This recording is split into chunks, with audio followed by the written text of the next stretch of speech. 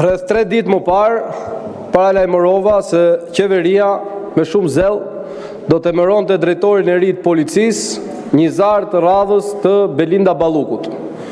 Jo se kishim ndonjë informacion të brendshëm, por sepse e dinim fare mirë që qeveria tani ka kaluar nga shërbëtore për qytetarët në shërbëtore për Belindën, sepse e gjithë qeveria është e lidhur me aferat korruptive që përfaqëson Belinda Balluku. Aferat cilat për hir të vërtetës ajo nuk i ka bërë në emër të vet, po i ka bërë me pushtetin e Edi Ramës, me kërkesën e Edi Ramës dhe me urdhrat e Edi Ramës. Nuk ishte asnjë informacion sekret që 3 ditë më parë ne e dinim që Skënder Hitaj do të emërojë drejtori i policisë dhe kjo bërë publike. Sot thjesht dhe vetëm u zyrtarizua një krim i radhës. Pse është krim i radhës? Në dosjen e Belinda Ballukut thuhet qartë nga prokuroria e posaçme se ka pasur kërcënime me jetë ndaj dëshmitarëve nga eksponent të krimit organizuar. Në dosjen e pikërisht kësaj zonje, e cila është po e njëjta që sot emëron dhe drejtorin e përgjithshëm të policisë. Pra praktikisht merr në dorë të gjithë Ministrinë e Brendshme, se siç ka thënë dhe kryeministri, ministrat e brendshëm tani do të merren me adresat, se ku është kjo shtëpi dhe ku është ajo shtëpi. Ndërsa policia dhe gjithçka tjetër do të mbetet në dorë të drejtorit të policisë, të cilin sot e riemëron Belinda Balluku. Në një betejë midis agazëve të partisë dhe ballukëve të partisë, në këtë rast fitoi Lubia. Por çfarë fituan njerëzit? Çfarë fituan qytetarët? Qytetarët fituan mungesën e të pasurit një polici shtetit vërtet. Qytetarët fituan që do të vazhdojë inkriminimi i policisë shtetit, ai inkriminim për cilën nuk flet opozita, por për hir të vërtetës flasin raportet ndërkombëtare nga ai departamentit amerikan të shtetit e deri tek antimafia italiane, për të cilat kjo qeveri në gjithë këtë kohë nuk ka sjellur asnjë zgjidhje. Pse nuk kanë sjellur zgjidhje? Se në fakt ta inkriminimin e policisë shtetit e kanë zgjidhje për hallet e tyre. Kjo është një qeveri që çdo ditë faktohet dhe zyrtarizohet që nuk ka më kohë të merret me hallet e qytetarëve. Prandaj nuk shef ndonjë nga këto të flasi për çmimin e naftës, për mungesën e ilaçeve nëpër spitale. Po i shikon të gjithë duke u marrë me emërime apo me ndryshime nëpër drejtoria ra dhe nëpër kabinet që të plotësohen kriteret e Belinda Ballukut si për të garantuar Belindën që të lutem mos fol, të lutem mos thuaj që më urdhëroi Rama, të lutem mos më thuaj që te turqit më çoi Rama. E gjithë misioni i një qeverie sot është kthyer në një armike ndaj interesave të qytetarëve dhe ndër një besnike ndaj interesave të mafjes dhe të krimit organizuar. Dhe për gjithë ata që flasin me dëngla për integrimin në Bashkimin Evropian, është e garantuar që për sa kohë tjetë qeveria e Edi Ramës në krye nuk ka integrim, sepse ju e bët kurban integrimin për të shpëtuar kokën e Edi Ramës dhe të Lubi Ballukut dhe të gjithëve hajdutëve me radhë që sot drejtojnë Partinë Socialiste. Kush do të bëjë një hap konkret apo serioz për integrim në Bashkimin Evropian, duhet ta fillojë me denoncimin e Edi Ramës, sepse është ai pengesa e vetme. Të gjithë aleatët janë mbështetje të Shqipërisë për të integruar në BE, po ka vetëm një armik të integrimit dhe ai është Edi Rama. Faleminderit. Okej, në rregull, tani. Faleminderit kryetar. Duke qenë se nuk i shpëtuam asëra dhe akuzave për policinë e shtetit, edhe pse vetëm sot është miratuar vendimi i qeverisë për caktimin në detyrë dhe dhënie gradës drejtues madhor të zotit Skënder Hita, për fatin e keq të drejtuesit të ri, por edhe çdo kujt që do vi, i cili duhet marrë parasysh që në përshkrimin e punës tij do ketë edhe akuzat dhe baltën e opozitës. Në fakt, policia është shteti shqiptar, i duhet dhënë mbështetje, i duhet dhënë besim dhe le ta provojë me punë dhe me përkushtim që ai shërben shtetit shqiptar, qytetarëve dhe integrimit të vendit.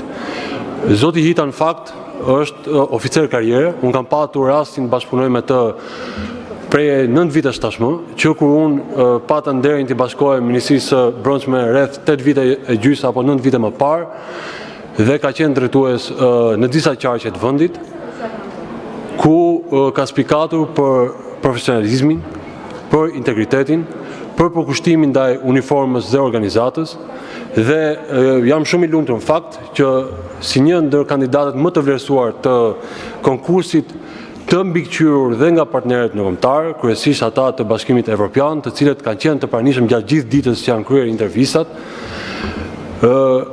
ka spikatur roli i tij dhe kontributi që ka dhënë në disa vite në Policinë e Shtetit. Sigurisht besoj që edhe zoti Hita, por edhe parasit e tij, edhe ata që do të vinë më pas, janë mësuar tashmë që në fakt gjithçka bëhet politike, po për fat keq edhe vetë Policia e Shtetit politizohet dhe çfarëdo që ata të bëjnë, ata do të kenë mallkimin e pashmangshëm të një opozite që ka mision vetëm të hedh balt mbi çdo kënd, të institucionalizojë dhunën duke e bërë instrument politik, dhe jo vetëm për fatin e keq të Policisë Shtetit dhe çdo institucioni shqiptar, por për fatin e keq të Shqipërisë, e cila është një moment vendimtar në raport me përmbylljen e procesit teknik të negociatave, me gjithë progresin e bërë shumë të mirë, ku unë pata mundësinë vetëm pak ditë më parë diçka e tillë të më konfirmojë dhe nga takimet që pata në Bruksel, si me komisionerin për çështjet e brendshme dhe migracionin, zotin Brunner, ashtu dhe me ambasadorët e vendeve të Bashkimit Evropian të Koelas, të cilët gjithashtu shprehen vlerësimin pozitiv të njohur dhe nga progres raporti për Shqipërinë, përkatësisht edhe për pjesën e kapitujve themelor, duke përfshirë këtu dhe kapitullin 24, Drejtësia, Liria dhe Siguria, ku Policia e Shtetit padyshim ka dhënë kontribut të çmuar në drejtim të përmbushjes së detyrimeve, përkatësisht piketat e ndërmjetme, por duke qenë se këtu çdo gjë politizohet, çdo kusht anatemohet, i vetmi faj që ka çdo përfaqësues punonjës i Policisë Shtetit është që deputeti fjalë që kur u thirr Bukurosh i është bërë obsesion dhe tani nuk i ndahet këtij muhabeti dhe vazhdon anatemon çdo kënd dhe e përdor për politik bajate, ordinere, si emrin e drejtorit të ri të përgjithshëm të Policisë Shtetit, të cilit vetëse duhet i urojmë suksese dhe mbarsim punën e tij në misionin e shenjtë për garantimin e rendit dhe sigurisë dhe rendit dhe sigurisë edhe gjatë protestave që ju bëni, molotove që ju hidhni, duke mbajtur në një dorë flamurin të vendeve Bashkimit Evropian dhe hidhni për tokë dhe shkelni për çudnoni flamurin kombëtar. Turpi qoftë me ju dhe prisni deri në interpelancën e radhës se përgjigjen do ta merrni aty. Shumë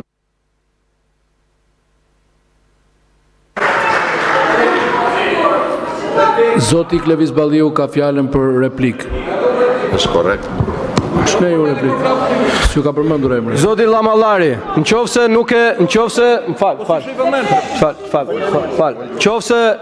nuk Zoti Llamallari, nëse nuk e kuptove, e thashë atë që ti mësove sot, unë e dija para 3 ditësh, sepse ti nuk je ministri i brendshëm aty. Ti je mbajtës i një karrike aty, se ti s'di nga lidhet gomari atje. E para. E dyta, për sa i përket dhunës së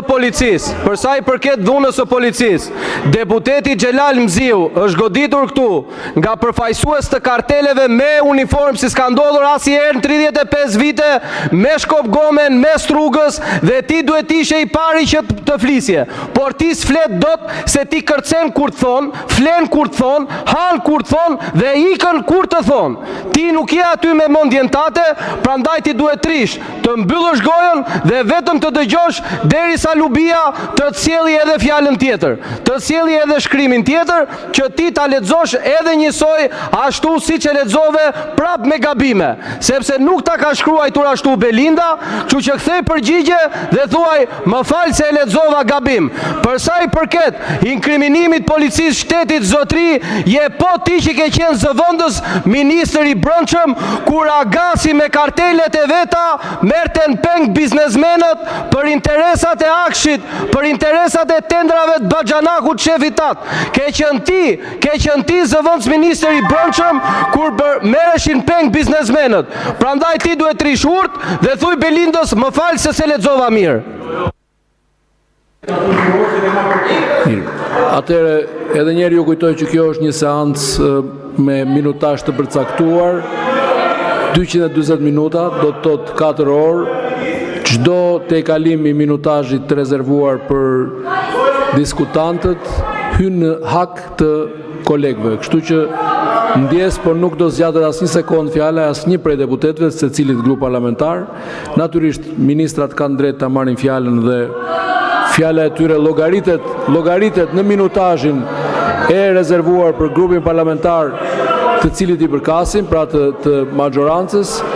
Nuk ka vend për procedurë këtu, sepse procedura është e qartë, ka vetëm diskutime për zgjedhësit. Fjalën e ka zonja Bora Muzhaqi, përgatitet zoti Besar Xhaferi.